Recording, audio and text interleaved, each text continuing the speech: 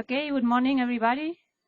Today we have Jorge Sanchez Almeida. Most of you know him already, but in case you don't, Jorge did his PhD in the University of La Laguna, and then he moved to Boulder for a postdoc. Now he's a senior researcher here in the IAC, working in many fields, at least in the past. So he's been doing some work on the CMB, on solar magnetometry, in galaxy formation and evolution. And I think this is more related to what he will talk about today. The title of his talk is Star Formation Driven by Cold Flow Accretion in the Local Universe. So thank you very much, Jorge. So first of all, thanks for coming. Today I'm going to talk about this star formation driven by cold flow accretion in the local universe. And as it will be clear during the talk, this is an interdisciplinary work. So it requires the collaboration of people with different expertise. And I have tried to include all of them here. I have to, well, it's first people here of the Estallidos group, people from Instituto de Astrofísica de Andalucía, people from Porto, and also the American colleagues, Bruce and Deborah Elmer. The talk will try to follow these guidelines first. I will, so the talk is about triggering star formation by cold flow accretion in the local universe. Okay, so I will start explaining what is this thing of the cold flow accretion that some people think that is one of the modes in which galaxies grow in the early universe, and maybe it's also a factor that is modifying the formation of galaxies in the local universe as well, as I will try to argue at the end. So I will start by talking about this cold flow, what is it. Then I will introduce the specific type of targets that we have been using. And actually, the study of these targets is what, in the end, led to the finding of this cold flow accretion in the local universe. Actually, one of the things that we found was the fact that if you select galaxies that are extremely metal poor, they tend out to have a particular morphology. Okay, and so it was in the process of trying to answer why this happened, why you find this association between metallicity and shape, that we came across maybe it's on? No? Okay, so I will, as I pointed out, explain that these extremely metal poor galaxies are actually have a particular shape. I will spend some time talking about the properties of the galaxy, which is actually the word that is the excuse for me to give this talk. These are very, I will repeat this several times along the talk. These are very special targets.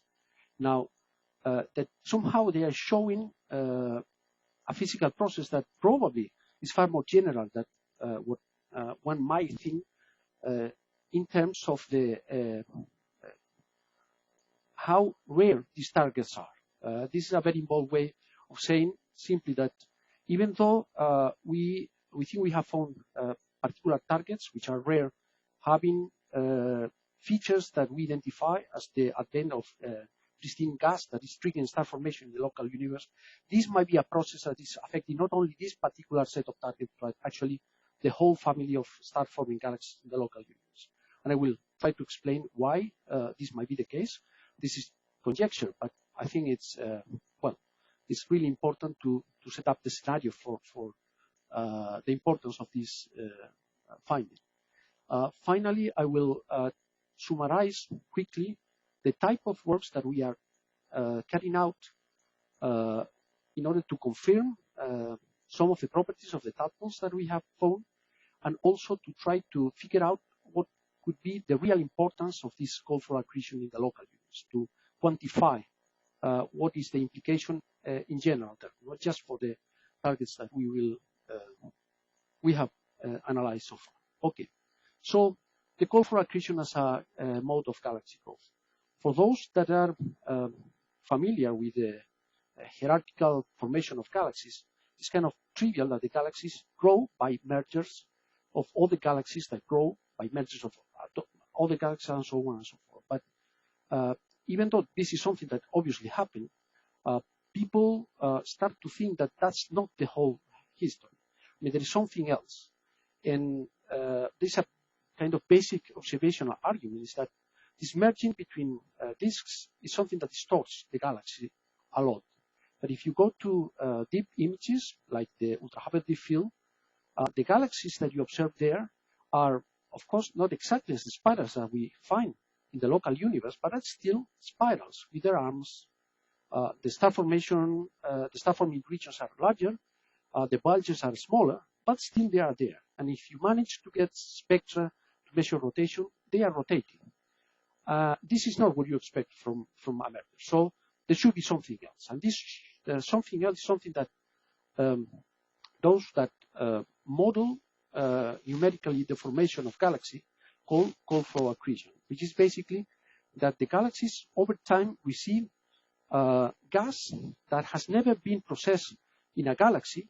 So it's kind of pristine gas from the Big Bang that sort of drives directly to the disk of the galaxy and increases its mass, it produces star formation, and so on and so forth.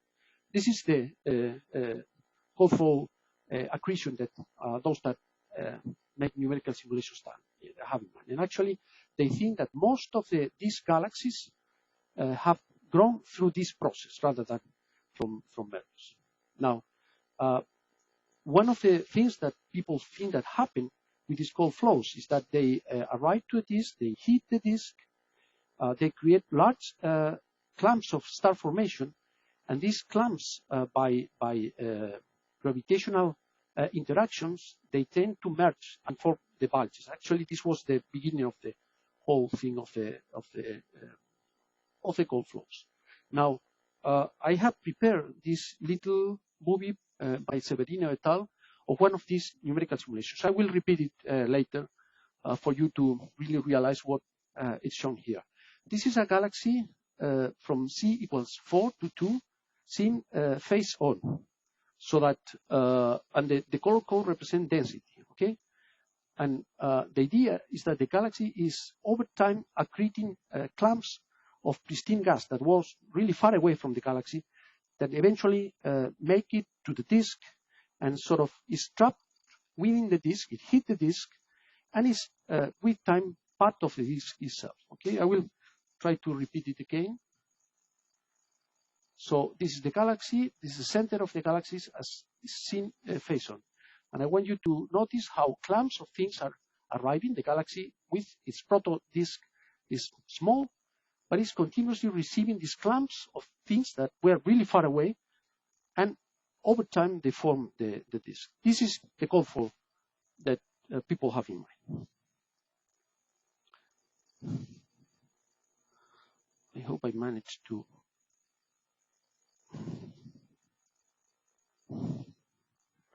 Okay. This is snapshots. It's a snapshot of one of these numerical simulations, and I have included it here for you to see that these cold flows have a very filamentary structure, so that the gas that eventually makes it to the disk is pointing in a particular direction towards the galaxy. In this case, the galaxy is a kind of tiny thing here. It's a kind of tiny thing here, and these are clumps of gas that is trying to go to the center. Okay, that's the idea of the cold flows. Now, a couple of things that are important to keep in mind is that from the numerical simulation point of view, it's very hard to distinguish between a cold flow, so pure gas that approaches the disk, and minor wet mergers. So it might happen that some of these, in this flow, which is the general flow of the universe, so to say, maybe some of the gas flows carry along galaxies themselves, or small galaxies or something like that. So there may be some star formation going on also in the gas that is falling into the disk. another important point is that it's fresh gas. So it has to have a metallicity very, very small as allowed by probably the first generations of stars. So this is metal poor gas that reaches the disk and forms stars. So the natural way to observe these cold flows is if you find in the disk of the galaxy regions that are forming stars and have low metallicity. Okay, that's the idea. And apparently, this has been observed. Okay, this is kind of the reference were the first, so far as I'm aware of, that actually found it. It's a clump of metal poor gas, more or less in the center of the galaxy. Let me show the plot. By the way, these are objects that are redshift free, okay? And they managed to get spectra of these objects. This is the H-alpha flux. This cross here represents the center, the optical integrated light of the galaxy. So this is H-alpha, which is offset with respect to the center of the galaxy. This is the velocity, and it shows clearly a rotation. And this is the metallicity. And you see that the galaxy, I mean, this is high metallicity, low metallicity. You see that coinciding with the position of the H-alpha clamp, you have a drop of metallicity, okay? And this is a signature, the kind of signature that you expect from a cold flow. And actually, that's the interpretation of this observation in the work. And let me emphasize something that I should have mentioned, but I didn't, is the fact that in the spiral galaxies that we see in our environment, the metallicity decreases outwards. So it's larger at the center, and then it drops. Now, in this case, what you expect, so at the center of the galaxy, you never expect to have something that has high metallicity compared with the surroundings, so to say. The cold flows have a signature that clearly contrasts with this idea. So you should expect to have a drop of metallicity in the inner parts of the galaxies. Now, that's all I wanted to say about the idea of what these cold flows are. And let me introduce the objects that we have inside.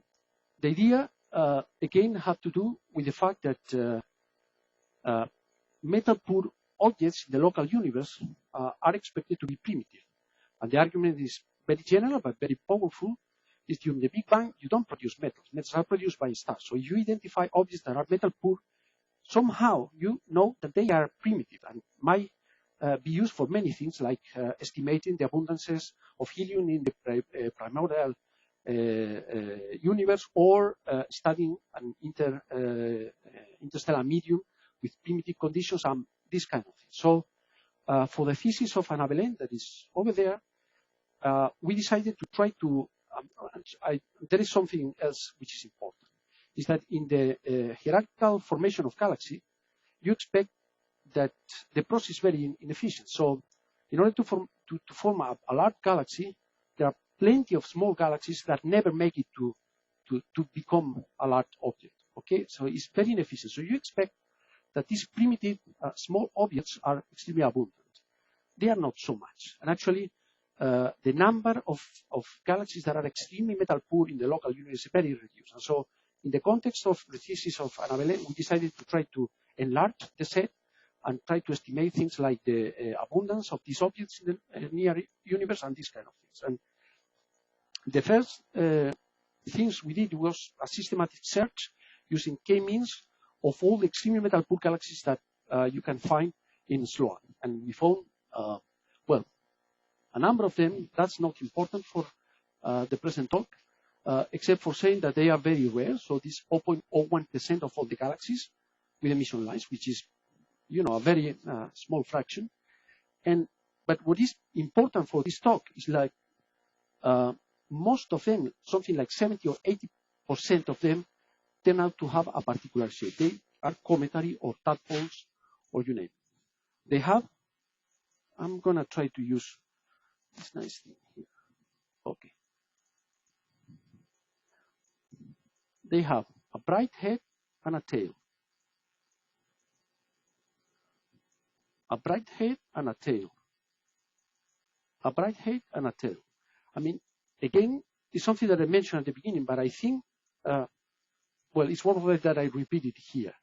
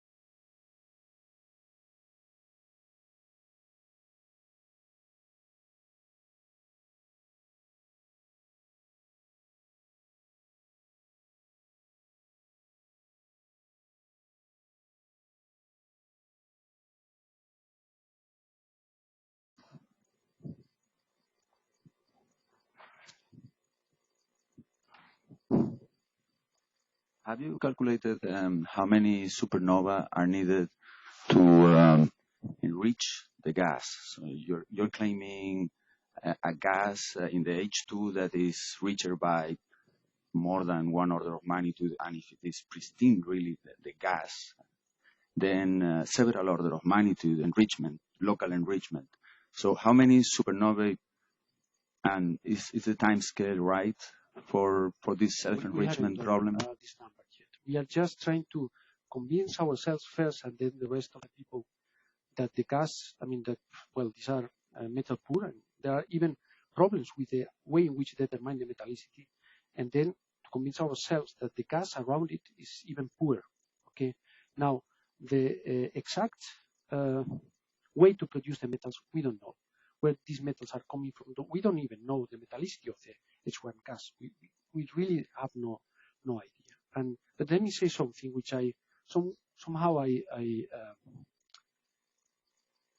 which goes in this direction. Okay. Now I mentioned this argument based on the effective yields, that the gas has to be pristine. At least has to have far less metals than the H2 regions where already have very little metals. Okay. Somehow, I did not give you the whole set of information, because there's an alternative way of explaining the very large effective yields. Is if these are metal poor galaxies, and so the EMF is something that is not to depend on the metallicity. We know that when there were no metals in the universe, the stars were the EMF was top heavy. We were producing a lot of massive stars. Okay, these massive stars produce a lot of metals. So a way out of the problem could be not that the gas is metal poor, but the fact that the stars are kind of special and are producing too much metals for the stars that we see in our environment, so to say. Now, again, this is hand wavy, but we hadn't. We just have the the basic ingredients of the scenario in mind.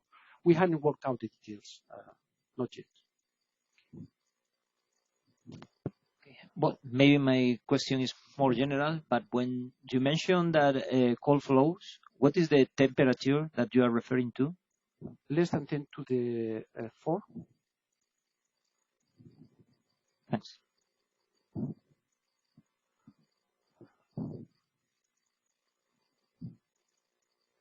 I think another very important aspect would be to have high resolution imaging of your nearby galaxies. Do you have any HST data, or have you requested that? There are HST data for some of them.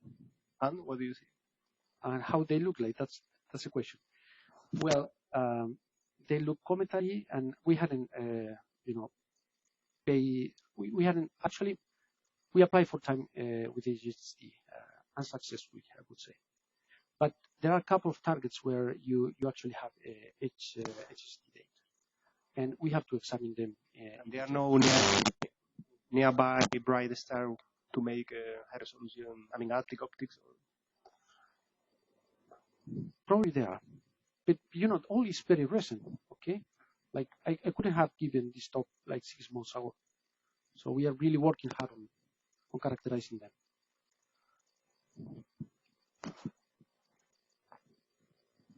There was another question somewhere. No? Okay. Then let's thank Jorge again.